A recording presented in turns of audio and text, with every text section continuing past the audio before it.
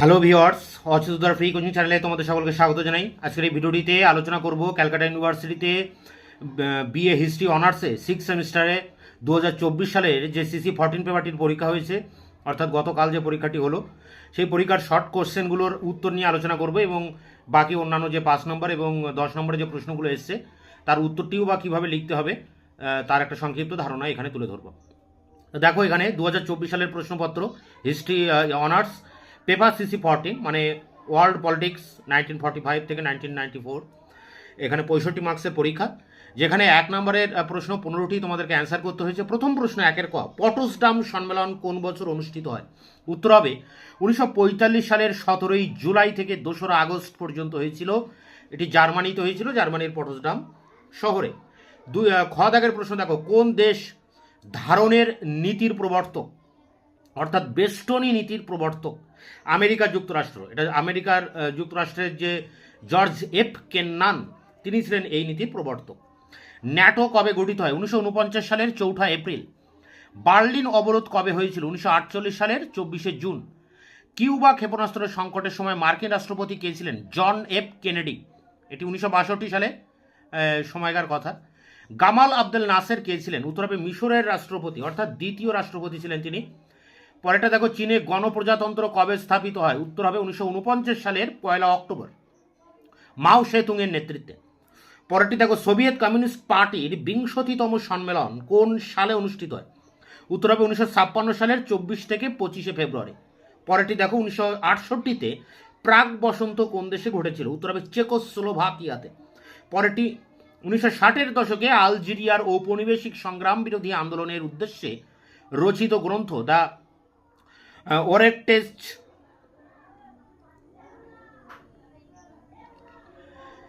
ওরেটেজ of the earth এর লেখককে? উত্তর হবে ফ্রাঞ্জ ফ্যানন। দেখো, ফ্রাঞ্জ ফ্যাননের আরেকটি গ্রন্থ আছে the from Yalta to Vietnam বলে, তা তিনি কিন্তু এই গ্রন্থটিরও লিখেছিলেন। এরপর এটা দেখো, প্যালেস্টাইন মুক্তি মোর্চার একজন নেতার নাম লেখো। ইয়াসের আরাফাত। পরেরটি দেখো, এশিয়ার কোন রাজনৈতিক ব্যক্তিত্ব আঙ্কেল হো নামে পরিচিত? উত্তর হবে ভিয়েতনামের রাষ্ট্রনেতা হো চি মিন। পরেরটি, এশিয়ার কোন যুদ্ধের টেলিভিশন সম্প্রচার মার্কিন যুক্তরাষ্ট্রের তীব্র যুদ্ধবিরোধী জনমত সৃষ্টি করে? উত্তর হবে ভিয়েতনাম যুদ্ধ। পরেরটি দেখো, 20 শতকের ইতিহাসের উপর রচিত ঐতিহাসিক এরিক হবসবমের লেখা গ্রন্থের নাম কি? উত্তর হবে the age of extreme, the short 20th century, 1914 থেকে 91। এবং শেষ প্রশ্ন, মার্টিন লুথার কিং জুনিয়র কে ছিলেন? উত্তর হবে আমেরিকার ব্যাপটিস্ট মন্ত্রী তথা 1960-এর দশকে নাগরিক অধিকারের অন্যতম নেতা। তো এই ছিল 15টি শর্ট প্রশ্ন। আশা করি তোমরা এখানে প্রতিটি প্রশ্নের উত্তর অ্যান্সার ঠিক করেছো। এরপর আমরা 5 নম্বর এবং 10 নম্বর প্রশ্নগুলো একবার দেখে নেব।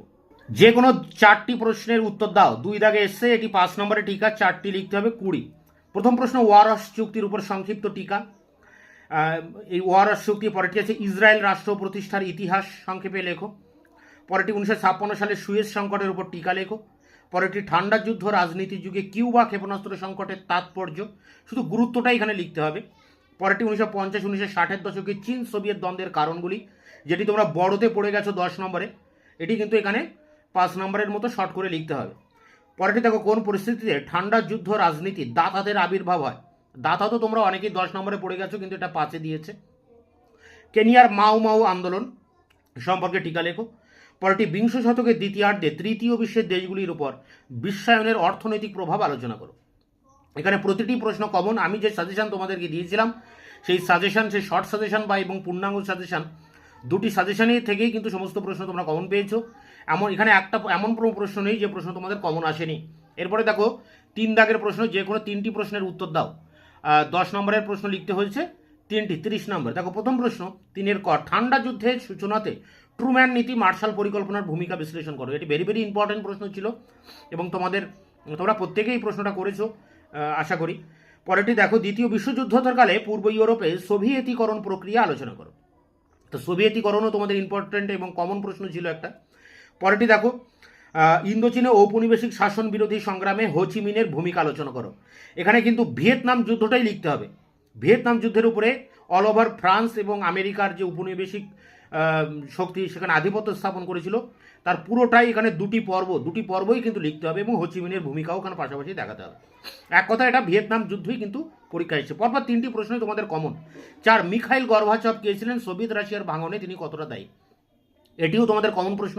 পরেরটি, ঠান্ডা যুদ্ধ পরবর্তী বিশ্বকে কি এক মেরু বিশ্ব বলা যায়? অর্থাৎ দ্বিতীয় বিশ্বযুদ্ধের পর বা ঠান্ডা যুদ্ধের পর বিশ্বে যে এক মেরুকরণ হয়েছিল বা আমেরিকার যে আধিপত্যের হয়েছিল, আধিপত্য প্রতিষ্ঠা করেছিল আমেরিকা, সে আমেরিকার আধিপত্যটাই এখানে দেখাতে হবে। এটিও কিন্তু তোমাদের কমন প্রশ্ন, অনেকেই করেছে এই প্রশ্নটি। দ্বিতীয়টা দেখো, দক্ষিণ আফ্রিকার বর্ণবৈষম্য বা অ্যাপারথেইডের উপর একটি প্রবন্ধ লেখো।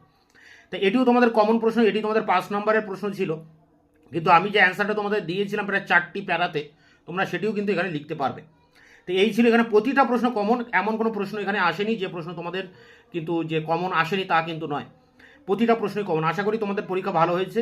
তোমাদের CC13 পেপারটার প্রশ্ন একটু টাফ হয়েছিল, একটু কঠিন হয়েছিল, কিন্তু CC14 পেপারের প্রশ্নটি কিন্তু তোমাদের যথেষ্ট ভালো হয়েছে। আশা করি তোমাদের পরবর্তী যেসব পরীক্ষাগুলো রয়েছে ডিএসসি A3 B3 প্রত্যেকটা প্রশ্ন ভালো হবে এবং তোমাদের কমন হবে।